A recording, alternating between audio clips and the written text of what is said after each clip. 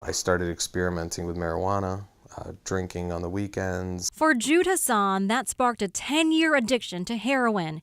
Eventually, Jude's parents helped him get clean. With their love and support and their ability to put me in treatment, that was what helped me, overcome my heroin addiction. That treatment was expensive. Jude says his parents spent tens of thousands of dollars on several rounds of addiction treatment. I literally watched her die. Tina Loudon was less fortunate. She simply did not have the resources to help her adult daughter, Ashley. I didn't have the money. Ashley did not have a job and therefore no insurance, and Tina could not put Ashley on her plan. Still, Ashley begged her mother to help her find a treatment center. She never got there. She just couldn't get the help.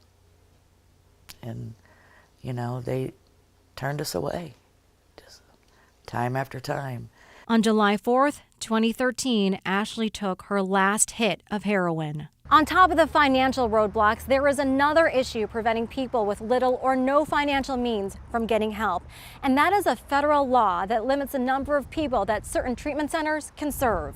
Almost everyone, feds, state officials, everybody is aware that it's not a good rule. It's not a good law. Mike Morrison works for Preferred Family Healthcare, one of the few inpatient detox centers in our area that treats people with little or no financial resources. If you serve Medicaid clients, you can't have more than 16 beds at an address, and it's been expanded even to a campus. That means people are sitting on waiting lists for weeks. We get literally hundreds of calls a day, and with very little availability. So a lot of our staff is consistently telling people there's no room at the inn. Morrison says his employees do their best to keep those patients in the loop and interested in treatment. You'll usually get in. It will just take a while. Meanwhile, Tina hopes the help will one day meet the demand for the sake of other families. This is such a bad epidemic. Something has got to be done. All of our kids are dying. Marianne Martinez, News Channel 5, on your side.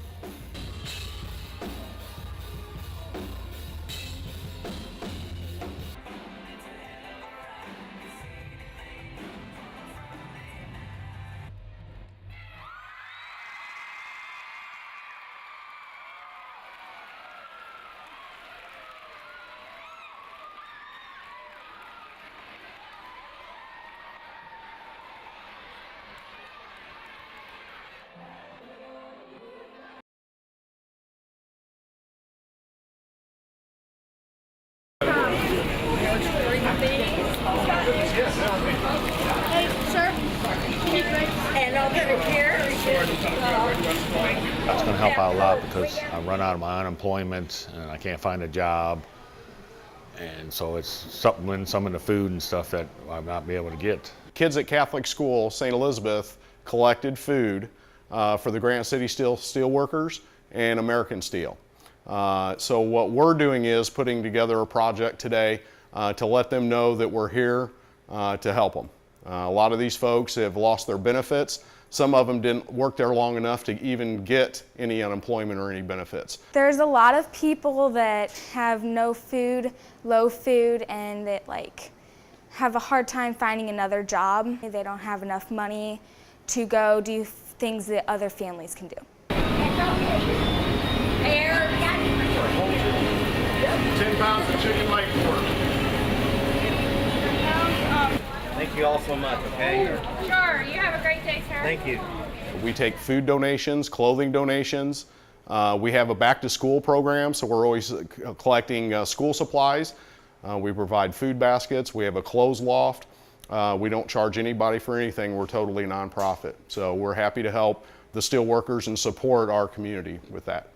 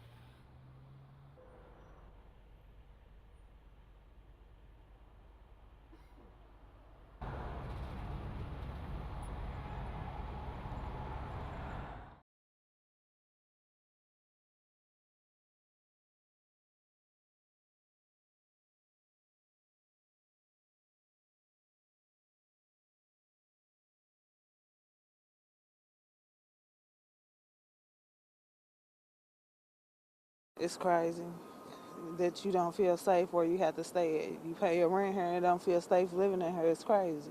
A sad realization many we spoke with share at the Parkview Apartments in the Central West End. St. Louis police are on scene investigating a shooting on the 11th floor. Police say the victim is in her 30s and doesn't know who shot her. People be hiding in the stairwells. You come down the stairwell, somebody might rob you or anything like that. Natasha Thompson has lived here for almost 4 years, but Alfred Whitehead said he had to go. Bunch of drama, you got drugs, you got prostitutes.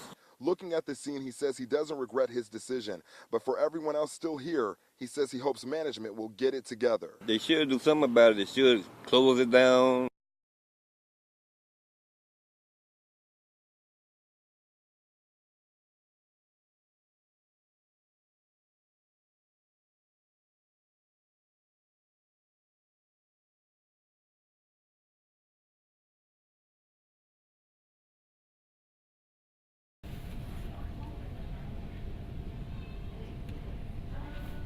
Up back where they park all the cars at.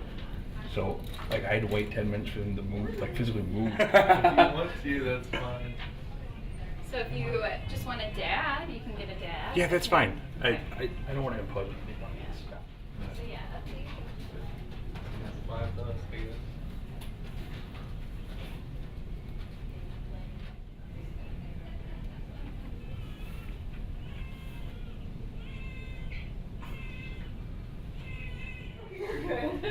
All right, thank you.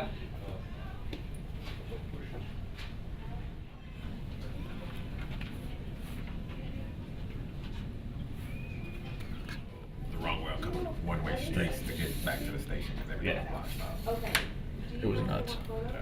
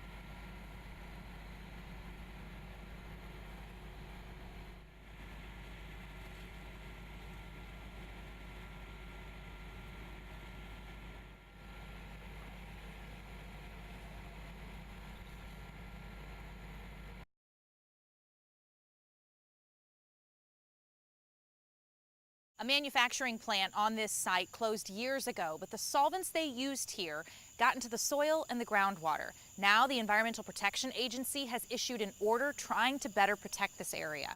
Those who live across from the old Sporlan Valve plant site are now familiar with the EPA. Well, they put in a couple of holes in the basement with some testers in them. The EPA came by and they wanted to do testing within the house for any fumes that may be leaking up through the basement. The soil and groundwater are contaminated from solvents once used at the plant. The EPA is worried contaminated vapors will rise from the ground and into homes. The agency issued an order to the current landowner offering protection to nearby residents. Well, what they're looking at doing is putting some type of system in that will help pull that air out of those basements. City officials say they're cooperating with the feds. The EPA says up to 25 homes could get a vapor mitigation system installed. The government is also holding a meeting where neighbors can ask questions. I would like to know what they found, if anything. Anything, to amount to anything anyway. Is it an issue in our own yards or in our own house? Is it still seeping into? Is it still a fume issue in our house? That meeting with the EPA is scheduled for Tuesday night at the Washington, Missouri City Council chambers on Jefferson. It runs from 6 until 7. Reporting from Washington, Jennifer Meckles, News Channel 5 on your side.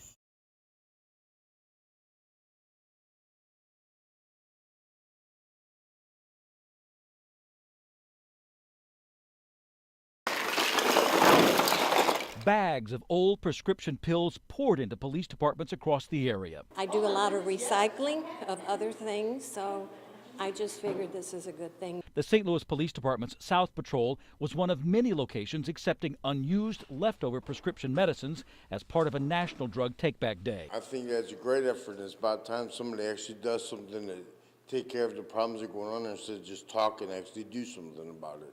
David Beckty said he had unused medicines because his doctor changed some of his prescriptions. He and others were glad they had a good way of disposing of those unused medicines.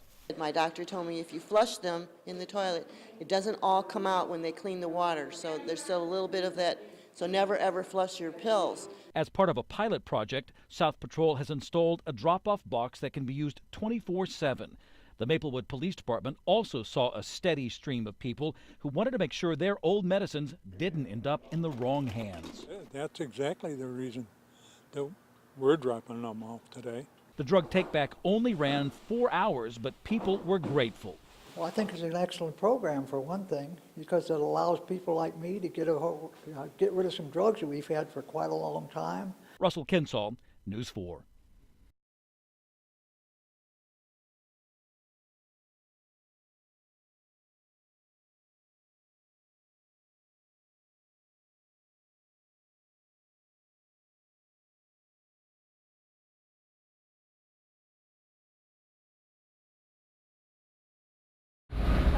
I've never seen anything like this. The loss of an officer left an entire community in mourning.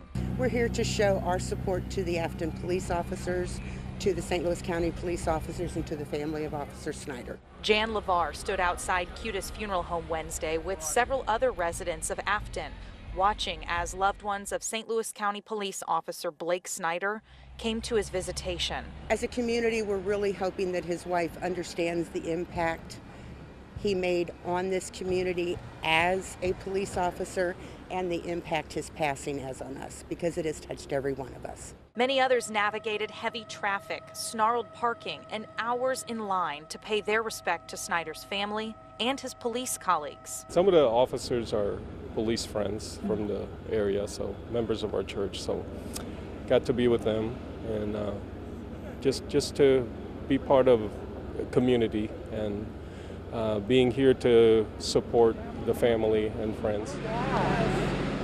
Officers visiting from Fort Worth, Texas came to represent their city and support police here, knowing the pain this community feels after Texas dealt with a similar loss earlier this year. It gets tough sometimes, and we want to let these officers know during that tough time, we're behind you.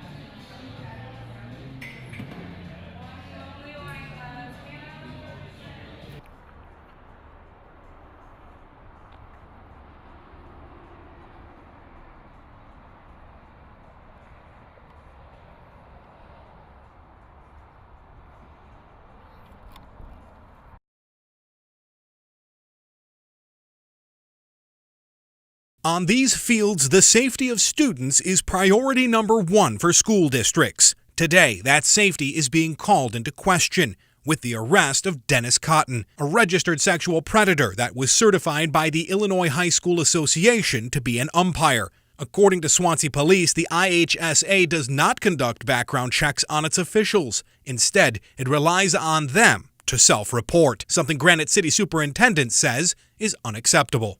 You cannot be careful enough today. And I think anyone that has anything to do with children and with student athletes, you have to go above and beyond. School officials aren't the only ones looking to make some changes. As of Thursday morning, state lawmakers want to get involved. We have a problem here. I think it's too lax, and we're going to tighten this up. State Representative Dan Beiser is one of two lawmakers sponsoring a bill to improve the rules. A bill is being drafted as we speak. We'll introduce it, and we're not too far away from the veto session, so we'll take it up first thing in the veto session. In the meantime, 5 on Your Side has learned school districts are coming together to deal with the situation. The officials will basically be checked through the state police and go through background checks beginning immediately. Smithton School District, as well as all of the member schools in the Southwest Conference, will be checking officials against the Illinois Sex Offender Registry and the statewide Child Murderer and Violent Offender Against Youth Registry.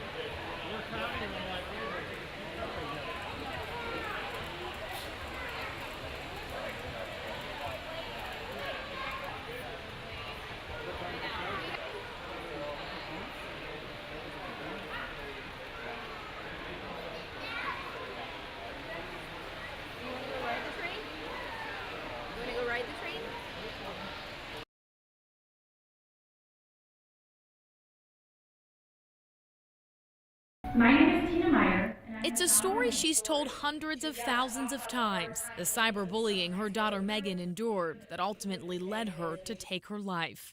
So that is just a little part of Megan's story. It never gets easier for Tina Meyer, who's traveled the country for almost a decade now, sharing her life's most painful experience. My hope is that you guys think about Megan's story throughout the day, but then think about yourselves. This time, Megan's story was shared with more than 100 local high school students who filled the auditorium at Maryville University. I realize that when I do look at these kids, they do hear the things that Megan went through. They do a lot of times feel that pain. The students here were handpicked with the help of school counselors. What we want is a mixture of kids. We want kids who sometimes have been targeted.